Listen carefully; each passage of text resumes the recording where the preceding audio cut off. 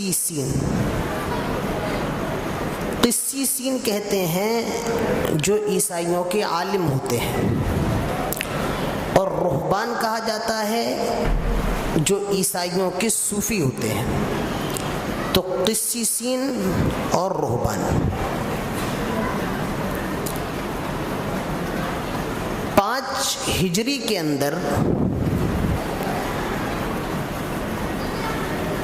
مکے کی ہوا مسلمانوں پر بہت تنگ ہو گئی تھی. مکے کے اندر مسلمانوں کو بہت ستایا جا رہا تھا، بہت پریشان کیا جا رہا تھا.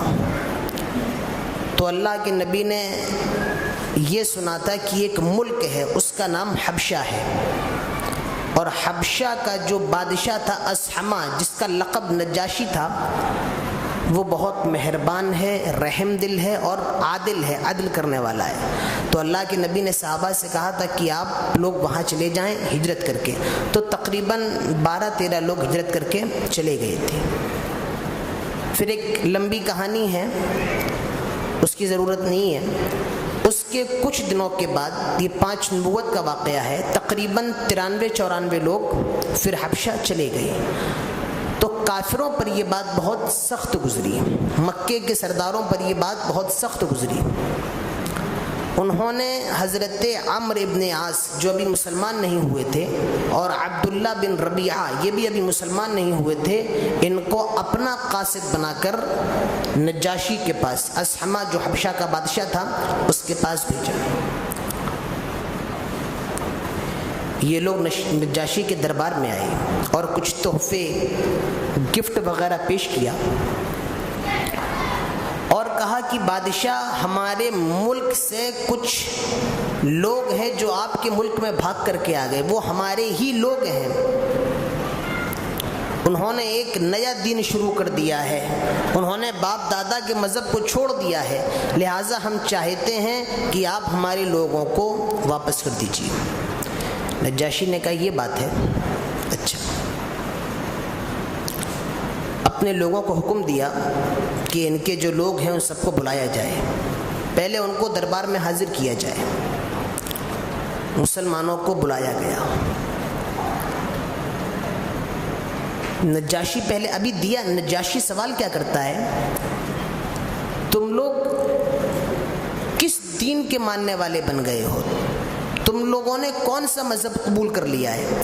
حضرت علی کے بڑے بھائی تھے حضرت جعفر بن ابی طالب، وہ مسلمانوں کے ترجمان تھے. حضرت جعفر کہتے ہیں، اے بادشاہ، ہم وہ قوم ہیں جو مرے ہوئے جانور کھایا کرتے تھے. اے بادشاہ، ہم مردار کھایا کرتے تھے. ہم اپنی ماؤں سے شادی کر لیتے تھے. ہم بہت زیادہ زنا کیا کرتے تھے. اے بادشاہ، ہم بات بات پر لڑنے لگتے تھے، جھگڑنے لگتے تھے، ہمارے درمیان خون کی ندیاں بہنے لگتی تھیں. ہم جاہل تھے، ہمیں کچھ جاتا نہیں تھا، ہم زنا کیا کرتے تھے، مردار کھایا کرتے تھے. مگر اللہ نے ہم ہی میں سے ایک نبی کو بھیجا، ایک بندے کو بھیجا.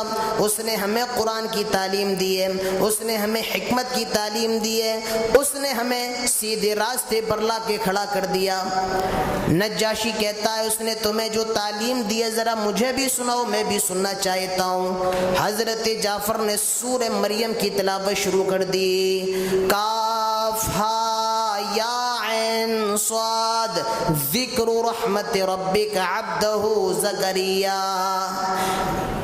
حضرت جعفر بن ابی طالب نے حضرت سورہ مریم کی ابتدائی آیتوں کو پڑھنا شروع کر دیا، اور جیسے جیسے پڑھتے جا رہے ہیں نجاشی کی آنکھوں سے آنسو گرتے جا رہے ہیں. حضرت جعفر پڑھتے جا رہے ہیں، نجاشی کی آنکھوں سے آنسو گرتے جا رہے ہیں.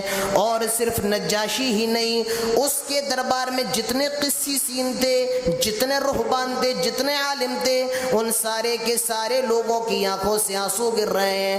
حدیث کے اندر آتا ہے وہ نجاشی اتنا رویا کہ اس کے آنسوؤں کے سبب اس کی پوری داڑھی بھیگ گئی، اس کی پوری داڑھی تر ہو گئی. اور جب حضرت جعفر قرآن پڑھ کے خاموش ہو گئے، سورہ مریم کی کچھ آیتیں پڑھ کے خاموش ہو گئے، تو وہ نجاشی بادشاہ کہتا ہے کہ عیسیٰ علیہ السلام جو تعلیم لے کر کے آئے تھے اور جو انہوں نے بتایا ہے، میں سمجھتا ہوں یہ دونوں نور ایک ہی طاق سے نکلے ہیں، مجھے لگتا ہے یہ دونوں روشنیاں ایک ہی طاق سے نکلی ہیں۔ آئے مسلمانوں، تم میرے ملک میں رہو، تم میرے ملک میں رہو، میں تمہیں نہیں روکوں گا، تمہارا ملک میرا ملک تمہارے لیے ہے، تم کو بود و باش اختیار کرنا ہے کرو، میں تم کو نہیں روکوں گا۔